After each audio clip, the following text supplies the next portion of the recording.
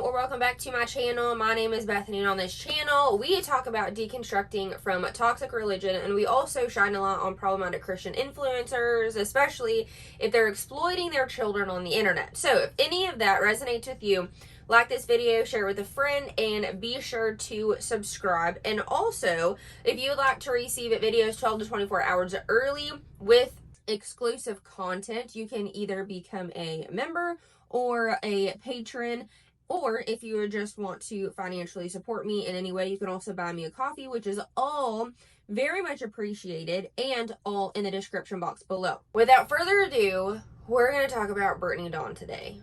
Ugh.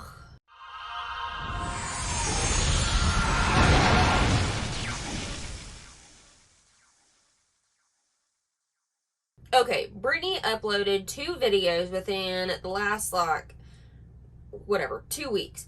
And the first one is 5 weeks pregnant, and the second one is 6 weeks pregnant. Okay, I'm going to react to the 6 weeks pregnant, a lot of cramping, HCG levels, and symptoms. That's the title of the video. Okay, here's the deal.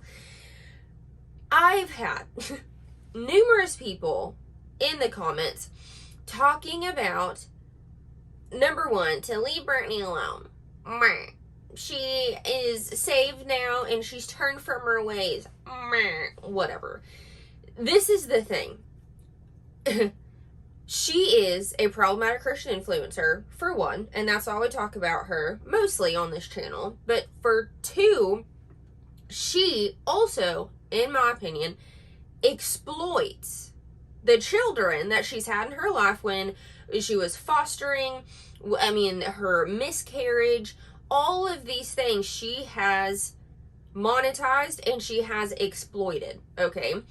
None of which are a good thing. Morally, ethically, that's really wrong.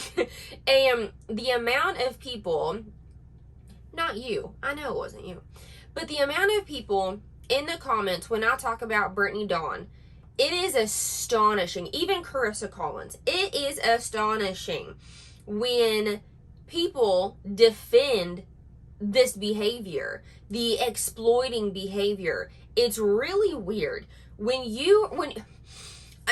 She was making a living financially without adding the kids in prior. Okay, we'll just snark on her because she's annoying and she's a problematic Christian influencer, in my opinion. But now that children are involved, as we have previously talked about, over the foster kids, over the miscarriage, and her continuously monetizing off that, and now her pregnancy, it's disgusting. It's disgusting that she monetizes all of it and she exploits it. However, there have been moments where her and Jordan are like, we don't know if we're going to show our kid, even though that should be a hard freaking no. Like, no, we're not going to show the kid. So in my prediction, in my belief, assumptions, whatever, in my opinion, she's going to also exploit this child. Well, I mean, she already is. and the kid's not even here yet. And I think as soon as the kid's going to be born, it's going to, okay. Looking at her views, let's look at her views real fast. This is why influencers, they start talking about children. And this is why influencers add in, oh, I'm pregnant again, or because views shoot up. And especially now that this is her calling and this is her ministry, like social media is, she has spoken about her infertility, which is awful. I do not wish that upon any woman by any means. However, she has spoken about this infertility for a while now. So now there are women who are watching this who are like, oh my God, you're so relatable. Thank you for putting your journey on there. So why in the world, logically, why in the world would she go this length of time speaking about getting pregnant, wanting a baby, standing in belief, believing she's going to get pregnant, to getting pregnant 2 times now, or 3, because there were 2 miscarriages, I think. One was, whatever. 3 times. 3 times, and this one being after IUI and, all the prayer, all the things. Why on earth would we believe that she would overly protect her child on the internet once the baby is here? In my opinion, she's not going to. She's going to, obviously, she's already monetizing the child, and the baby's not even here yet. So why on earth would we assume that she wouldn't, turn into a freaking family channel when the baby's here? Which is so beyond me, because with the job that Jordan has in his working in sex trafficking, they say, but we can't get into detail. Why on earth such a protective dad? That should have been a hard no for Jordan. Our baby is not going on the internet. No ifs, no ands, no buts, no nothing. No, I'm putting my foot down as the man of the house. The baby, our child, is not going to be on the internet, especially if his line of work is in sex trafficking. Dude, what are you even thinking? Okay, so here's the thing.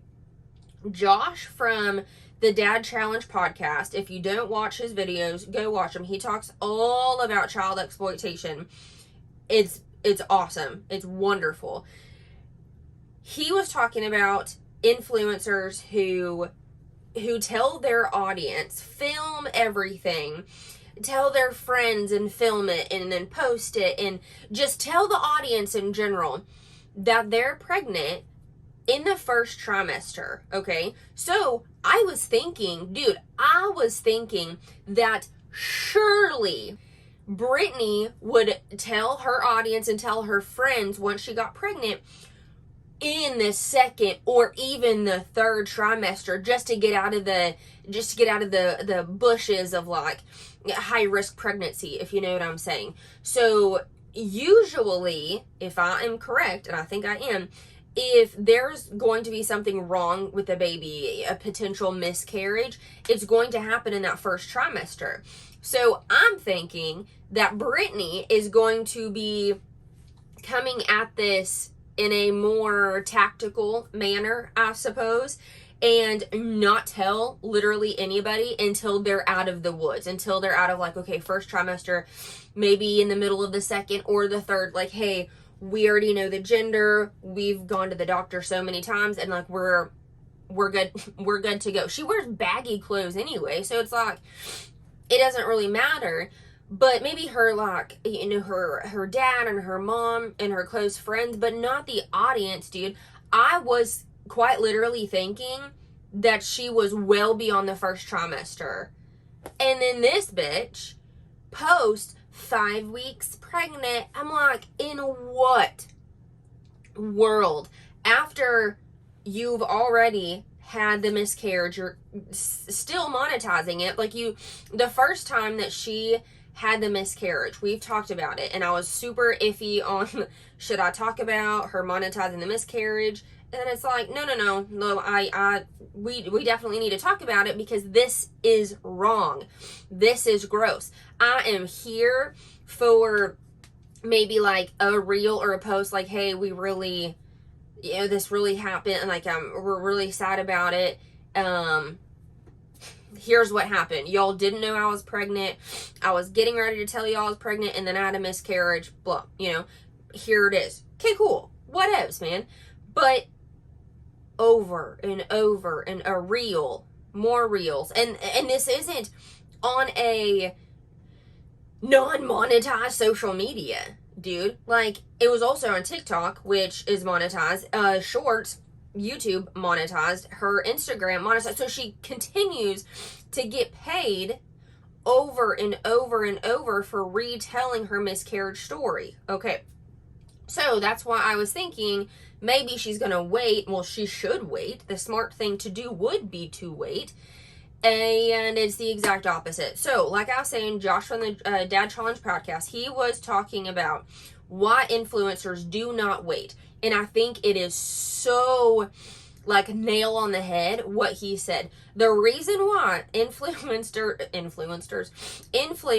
do not wait to tell their audience until they're like out of the woods, like I was saying before, is because if they have the baby, that's content. But if they don't have the baby and it is a miscarriage, also content. That's literally what, in my opinion, that's what it is.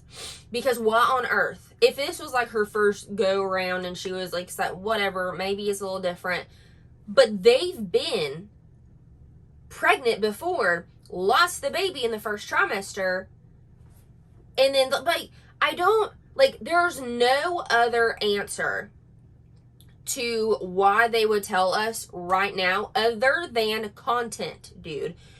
There's no other reason as to why and I'm not saying not film their reactions, because that's great, you don't have to post it, but like maybe film those things, and then in the third trimester be like, hey, we didn't want to tell you all just in case, but the due date is here. We're actually at the hospital right now giving birth, and here's like a relapse of the last 9 freaking months of us knowing, us telling family, just so you could just wait to make sure everything's okay. But why would they not do that? Because that means there wouldn't be content. There wouldn't be content. And if they lose the baby, there's more content. And it's absolutely disgusting. Again, that is my opinion, but it's freaking gross. And it makes me very upset, because it's like her comments are, oh my God, God blessed you with the baby. Like, God is great, whatever. Which, okay, but why are we making this content? Stop exploiting children. Stop exploiting the child that's not even here yet. Okay, I needed to say that. So let's get into her latest video, the 6 weeks pregnant, a lot of cramping. This video is a whopping 11 minutes and 45 seconds long. Dear God. Oh, and remember, if the audio seems a little bit wonky, it's because I'm having to take the music out of her background so I don't get copyrighted. So if it's kind of like awkward moments of silence because there's music there, but I have to take all of it out just in case.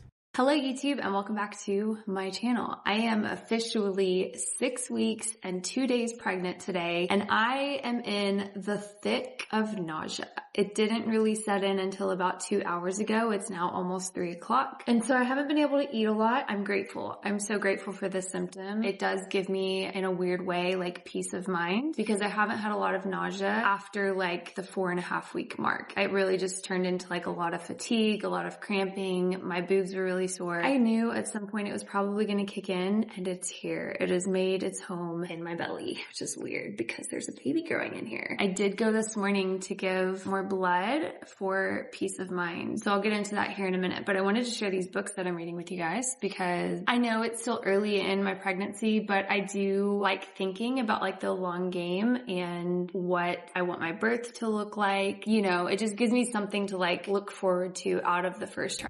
I wonder if she's gonna do the praying delivery. Like, I know a girl who didn't take any meds, didn't want anything. There were just, she had read a book and it was like prayer meditation while giving birth. And she like swore by it too. She was like, I still don't remember that much pain. All I remember is just meditating on these prayers and the word of God. And it was such a breeze. So I wonder if she's gonna do the same thing. Because there is a lot of anxiety, and I'll get to that here in a second, but hang on, let me show you guys. I have had both of these books for a hot minute. So many people have told me to read Supernatural Childbirth, and I have had it in my nightstand and I just haven't read it yet. I'm gonna start reading this. I already started reading Praying Circles Around Your Children. It's a super easy read, honestly, so I think I can blaze through this in about a week or so if I'm consistent. And then one of my friends just dropped this off with me today.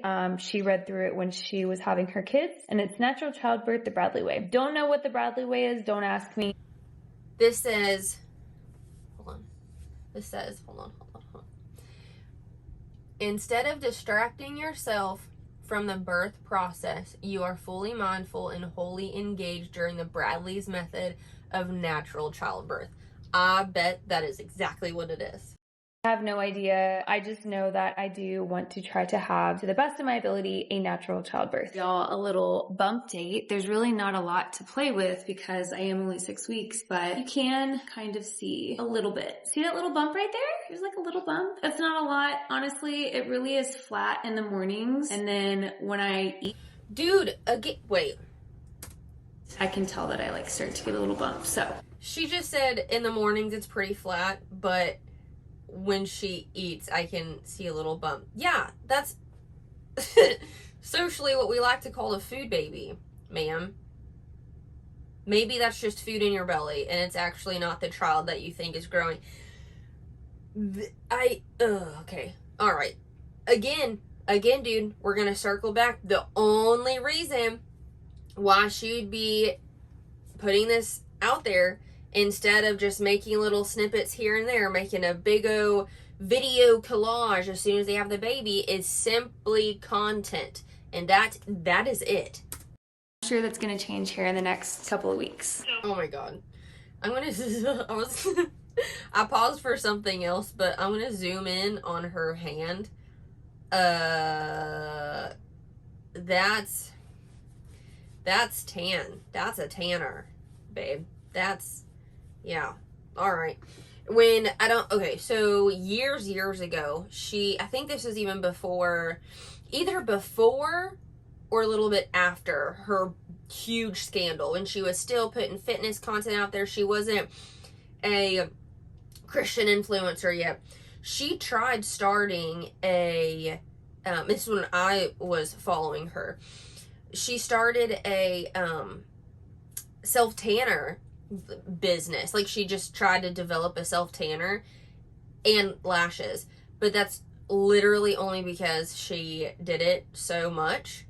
And so she's like, whatever, I'll just monetize this one thing too. And I don't know, I think that business crash and burn.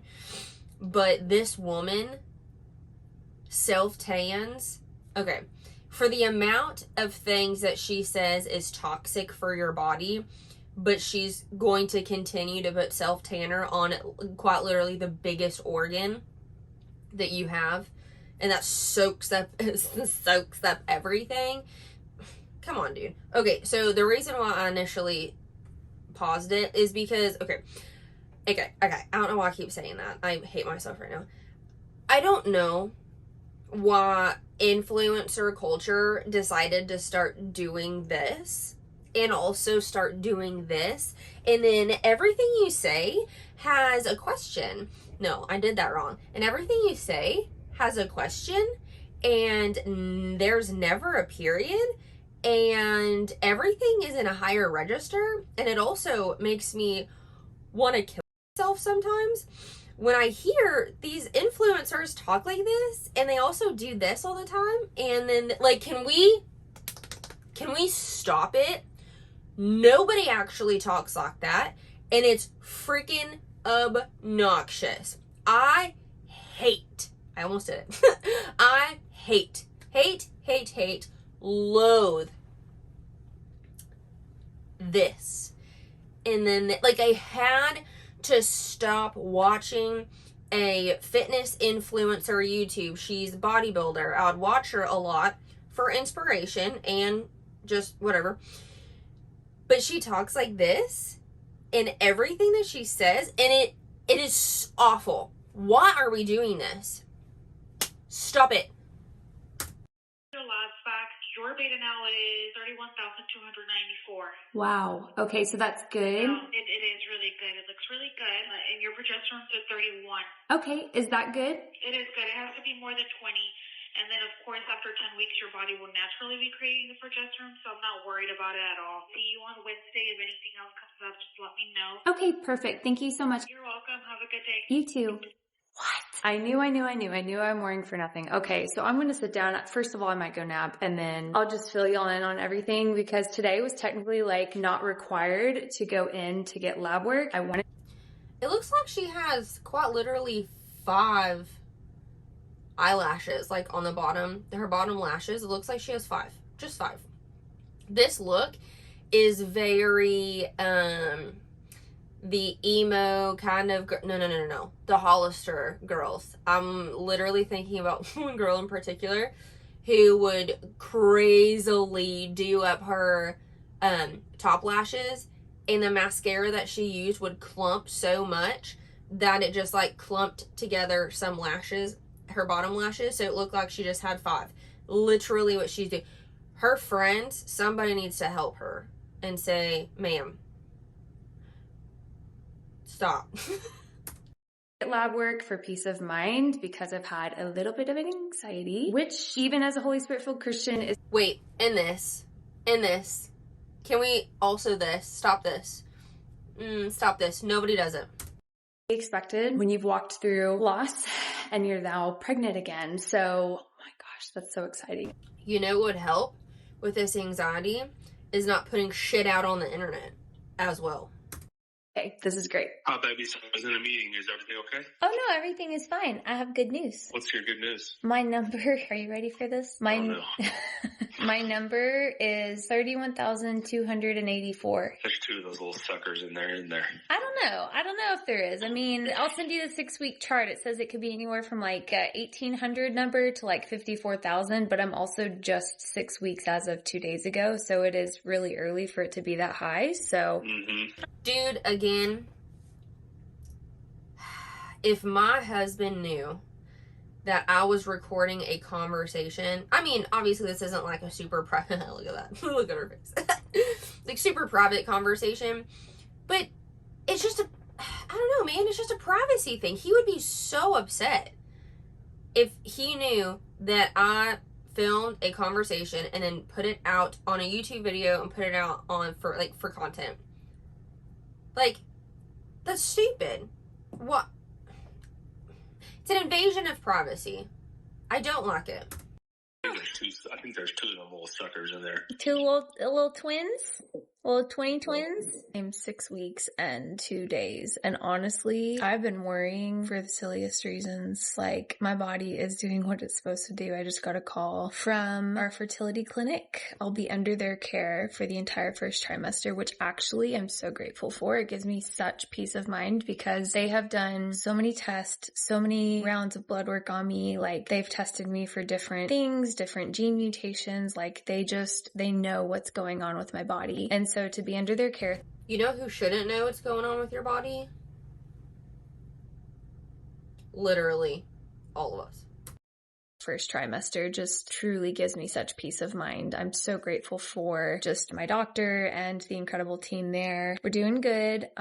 We're higher than normal, higher than expected, higher than average. So this little baby is just shooting for the stars. Maybe it's 2, maybe it's multiples. I don't know. My symptoms today, like I said, I've been feeling nauseous, super fatigued. I feel like I could sleep for like 5 hours right now. My boobs hurt so bad. I haven't had too much cramping, just like a little, again, tugs and pulls. It just feels like tugs and pulls every now and then, and little twinges here and there that are pretty constant. And then she is going to say,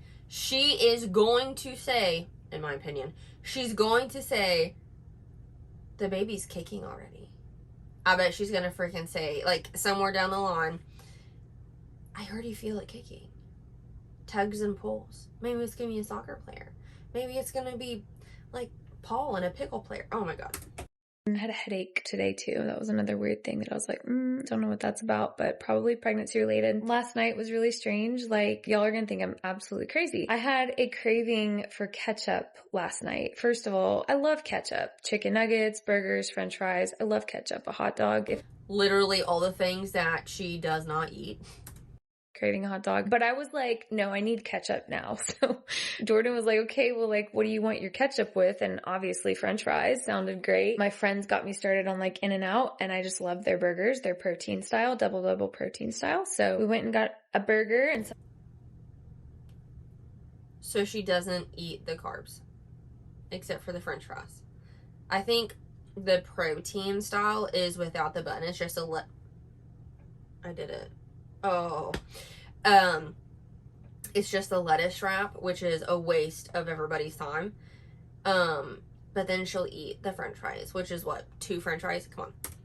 Fries, and I curbed my ketchup cravings. So strange. I'm like, if this is only 6 weeks in, what is it going to be like in like 2 months? You know, when I actually have a bump and I have to increase my calories even more, and wild. So just crazy. It's very humbling, but I'm going to take a nap and then I will catch up with y'all here on the flip side. Take a little update. There's not much there to see, is there, guys? Else that I get that I'm incredibly grateful. This podcast, I had no. All right, I actually got really, really hungry when I was laying down. So I woke up and I went and got some avocado toast going because I was like, I need to capitalize on this. This is the first time I felt hungry literally all day. I've been kind of having to force myself to eat today. During like the morning, I had like a yogurt bowl with some protein powder and banana, and I've had just like crackers all day long because nothing has sounded good. So I was happy that I had an appetite to eat some avocado toast. So I did 2 pieces of Ezekiel bread, some avocado, some eggs, and then some everything bagel seasoning. And then I'm going to go lay back down. I just woke up from a glorious, glorious nap. I'm going to get up and pull myself together. Jordan's on his way home, and then we have to go run a couple of errands. Okay, I had to go get a Sonic drink because this has been the only thing getting me through the last few days. I just have not. Dude, I think I have agreed with Brittany on maybe 2 or 3 things. Sonic is 100% one of them. Absolutely. Appetite. It's now almost 6 o'clock, and the thought of eating dinner just makes me want to, like, nothing sounds good. I wanted to just kind of sit and chill for a minute and drink my diet limeade, let my stomach settle, and just kind of talk to you guys about just some of the anxiety. My order is a large Diet Cherry, Diet Dr. Pepper. OMG. It was so weird going from Missouri to Texas, you know, years ago now, which is insane to think about. But Sonic was like our happy hour, and they do have an happy hour 2 to 4, and it's like Sonic is one thing that hasn't, like, you don't feel inflation, I guess, when you go there, because the drinks are still like $2 during happy hour. So it was very normal to be like, hey, I'm going to Sonic, like, what do y'all want? But then when I moved to Austin, the Sonics were like trashy, but I would still like, hey, y'all want a drink? And it's like, well, where are you going? Well, Sonic, duh. And it's like, why in the world would you go to Sonic to get a drink? And it's like, do you not understand? What? So that wasn't a thing. And then it's like, my husband never would go to Sonic. The only time we would go to Sonic is if I'm like, hey, can we go get a drink at Sonic? But like, I don't know, like small town Missouri, it's like, that was the fun thing, I guess. I don't know, weird.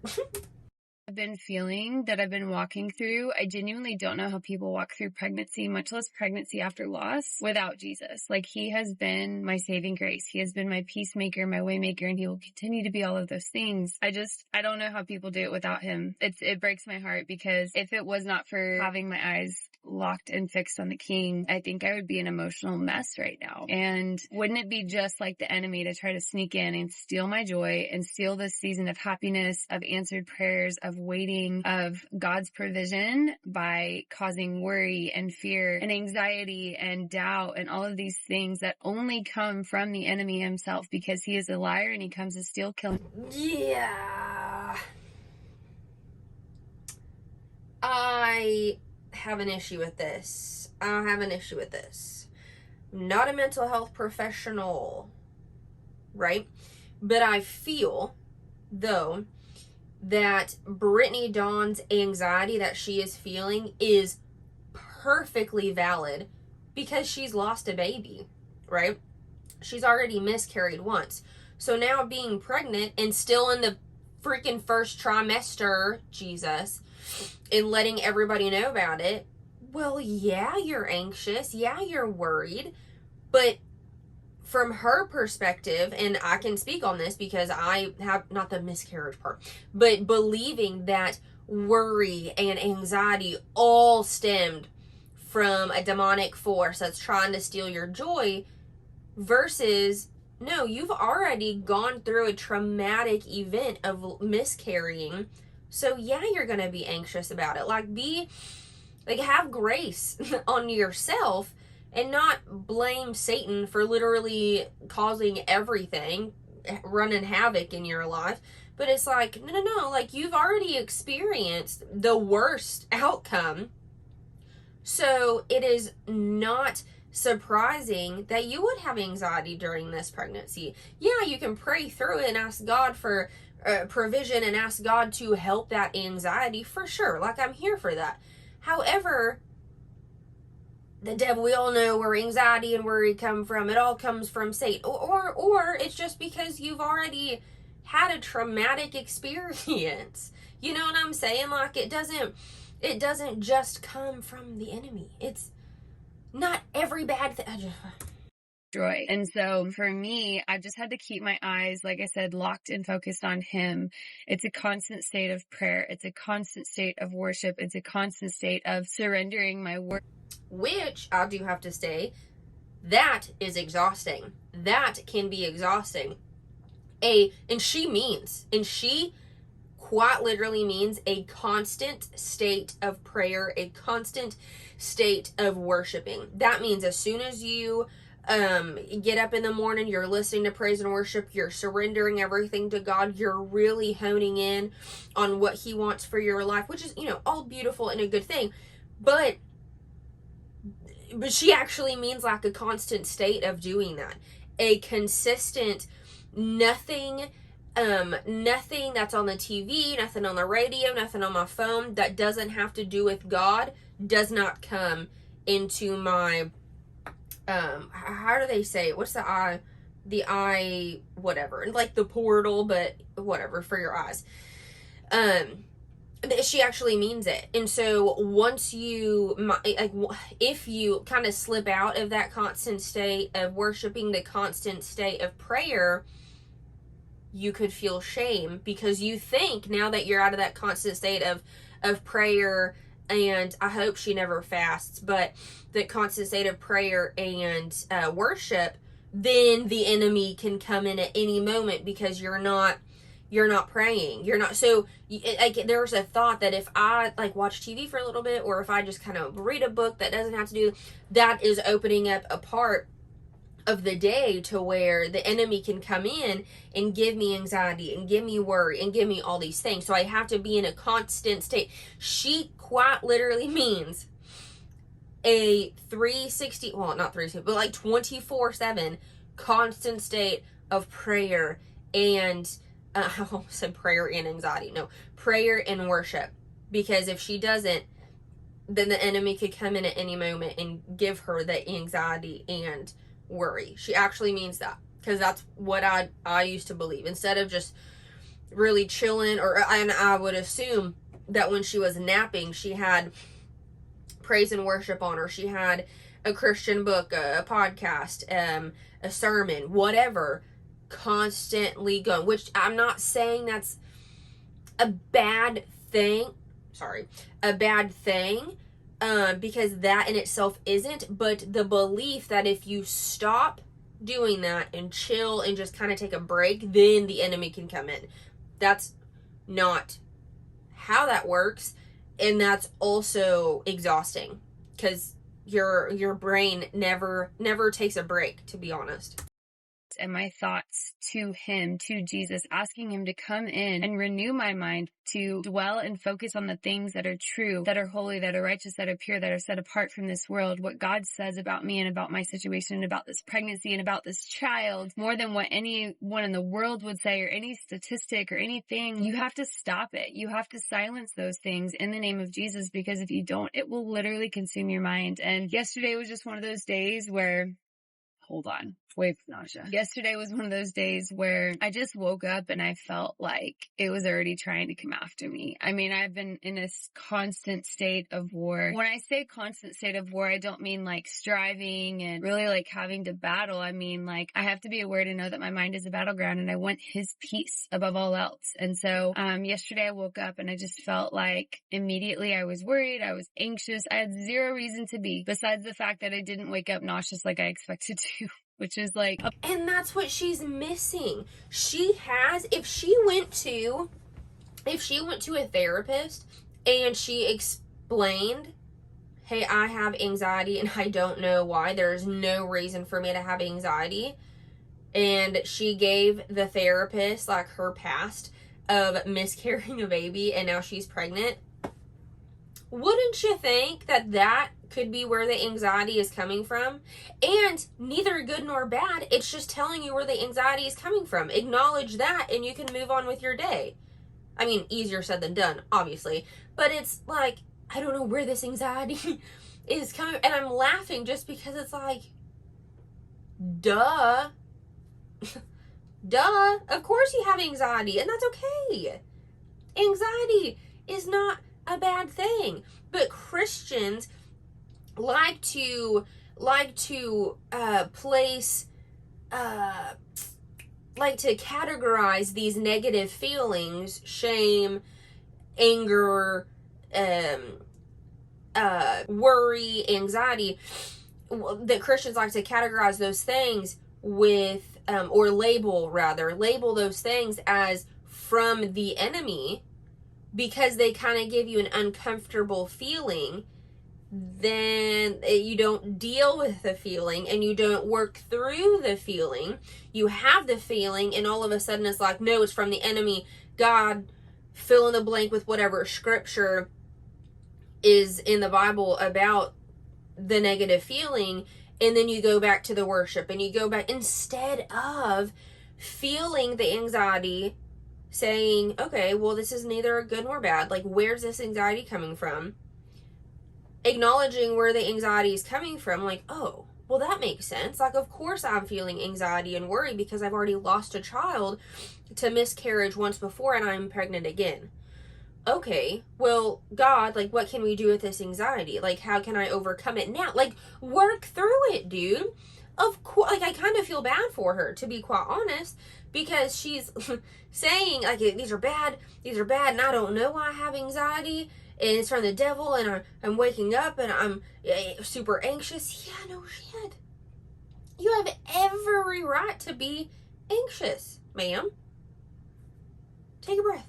Take a breath. You're fine. Hopefully you'll be fine. But, like, you know what I'm saying? Like, take a breath. It's gonna be okay. And I shouldn't be so concerned about that, but when you've again walked through things, like, it does bring things up in you. And I started crying and Jordan immediately picked up on it before there were even any tears, and he just encouraged me and prayed over me and championed me and edified me the way that he does as an incredible husband. And he just reminded me, like, you've heard the nurses say that you've had great reports. There's nothing to be concerned about. There's no reason to be worried. And I'm just grateful for a husband that ultimately pushes me closer to Jesus, that leans on Jesus when I don't feel strong enough to, because, man, I couldn't do this without him. I couldn't do this without Jesus. And it's been a wild ride, but at the same time, I just have to, like I said, renew my mind, focus on the things of the kingdom, focus on the things above, focus on Jesus, focus on what he says about my situation. Have y'all seen Runaway Bride? I'm gonna focus on Bob. Focus on Bob. Focus on Maggie. Focus on me. We'll go focus on your eggs, Bob. Anybody, please, because I can't talk to my sister about it anymore because she's dead. So, have you seen Runaway Bride, please? Is about this little baby or babies, which is wild to say, but we don't really know, and just trust that his plan is good. I actually saw this scripture yesterday for the first time. Like, I've never seen this scripture before, and it's Psalm 112:7, and it says, they do not fear bad news. They confidently trust the Lord to care for them. And I wrote it down and put it on a sticky note in my bathroom, and several others, just to encourage me in this season, just to remind me that his plan is good, that he's not done, that he's doing a good thing. And like I said, you have to to renew your mind. You have to focus on scripture. You have to read it over yourself on a daily basis. And I'll probably do a video here soon of things that I'm doing this pregnancy that might seem a little extra, but when you've walked through, I hope y'all can hear me. My air vent was blowing right on my camera. When you've walked through what I've walked through, you want to take those extra steps. So Still nauseous. Still not pregnant, I am. but she is. I'm not. I'm just a few pounds overweight, not pregnant. I feel like I have a little belly today. Tiny little bump. Yeah. Yeah, I noticed that Jordan's getting a little thick. A little thick. Very bloated in this area. That could be the in and out though. Well, I don't feel that from In-N-Out. But my bump could be from In-N-Out. Yeah. All right, that concludes tonight's vlog. We're making some dinner, some sweet potato fries, because apparently sweet potatoes are like really good for you during pregnancy. And Jordan's gonna cook the meat because I can't cook meat right now. I literally can't do it. Like, it makes me want to throw up, which is just a huge aversion. And I'm never that way. I always love meal prepping. I meal prep all the time, but right now I just cannot cook meat. So Jordan's gonna make sloppy joes for us, which sounds amazing, like a childhood favorite. And it just sounds like a comfort meal right now. Wouldn't typically be like a meal of choice, but I need something because I feel like I haven't eaten a lot today and it sounds good. So we're going to cook dinner and just relax the rest of the night. But I'm really excited because a week from yesterday, so in like 6 days, almost 5 days now, we have our first ultrasound of our little baby. So we'll hopefully get to see like the little baby. You haven't even had an ultrasound yet? And you're putting all of this shit out on the... Okay, so here's the deal. Well, no, that's not right because she's... Okay, so I had a thought. So maybe Brittany's super smart, and this actually wouldn't be a bad idea. And she started filming all of these things to make short clips, short videos, and she's like actually in the 3rd trimester, and she's now just like putting it out here. That would be a good idea, right? To make it like to vlog like you're about to put it out, schedule the video, and wait until you're actually in the 3rd trimester, or even like have the baby, and like still kind of cookie crumb your journey, but really you're like baby safe. We actually made it. But I was like, well, maybe she's doing that, and that would make more sense, I think.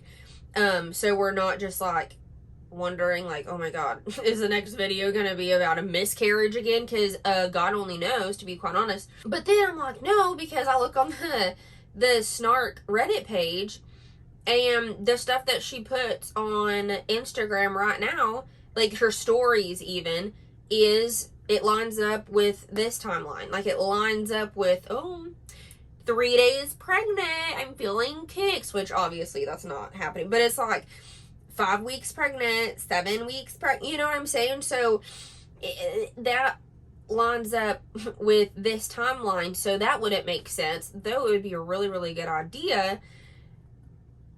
It just doesn't make sense. So no, she's actually not even an ultrasound yet, and you're putting this shit out on the internet. That's mind-blowing. Anyway, so that's an update of our girl Brittany Dawn. Y'all let me know what your thoughts are in the comment section down below. And I guess I will see y'all in the next video. Okay, bye!